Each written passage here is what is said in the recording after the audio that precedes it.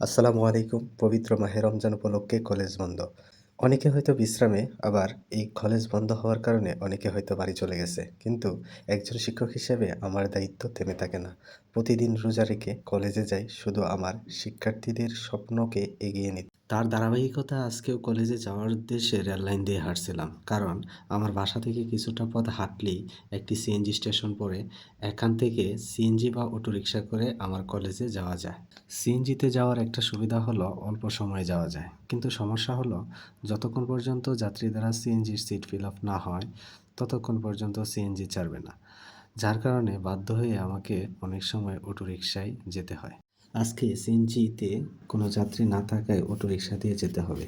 তাই অটোরিকশার জন্য কিছুক্ষণ অপেক্ষা করলাম। তারপর একটা রানিং অটো পেয়ে যাই এবং সেটাতেই উঠে কলেজের উদ্দেশ্যে রওনা দিলাম।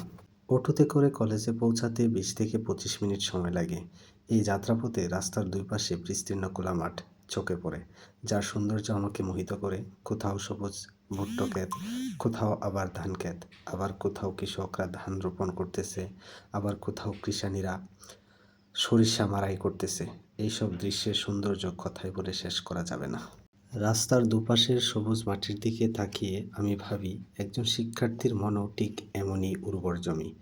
যত্ন, ভালোবাসা আর সঠিক দিক নির্দেশনা পেলে সেখান থেকে জন্ম নেবে সোনালী ফসলের মতো উজ্জ্বল ভবিষ্যৎ। যাই হোক, কলেজে যাওয়ার সময় রাস্তার পাশে একটি সরকারি প্রতিষ্ঠান পড়ে, যার নাম পল্লী উন্নয়ন একাডেমি, যার গুছানো অবকাঠামো আমার মন ছুঁয়ে যায়। এই প্রতিষ্ঠান বাংলাদেশের কৃষক ও তার উৎপন্ন পণ্য নিয়ে কাজ করে, যা বাংলাদেশের জাতীয় আয়ে বিরাট অবদান রাখে। আমি মনে করি শিক্ষক হওয়া শুধু একটা পেশা নয়, এটা একটি দায়িত্ব, একটি অঙ্গীকার। ব্যক্তিগত ক্লান্তি, সময়ের সীমাবদ্ধতা কিংবা ছুটির প্রলোভন, সব কিছুর ঊর্ধ্বে থাকে শিক্ষার্থীদের জন্য ভালোবাসা। শেষ পর্যন্ত আমি বিশ্বাস করি একজন শিক্ষকের ক্ষুদ্র থেকেই একদিন একটি জাতির বড় অর্জনে পরিণত হয়। আর এই বিশ্বাস আমাকে প্রতিদিন নতুন উদ্যমে এগিয়ে যেতে শক্তি যোগায়। যাই হোক, এইসব ভাবতে ভাবতে হঠাৎ দেখে আমি আমার কলেজে প্রায় এসেই পড়েছি। সবশেষে আপনারা যারা আমার এই ভিডিওটা দেখবেন তাদের কাছে একটা রিকোয়েস্ট, আপনি আপনার শিক্ষক সম্পর্কে কমেন্টে একটি মন্তব্য লিখে যাবেন।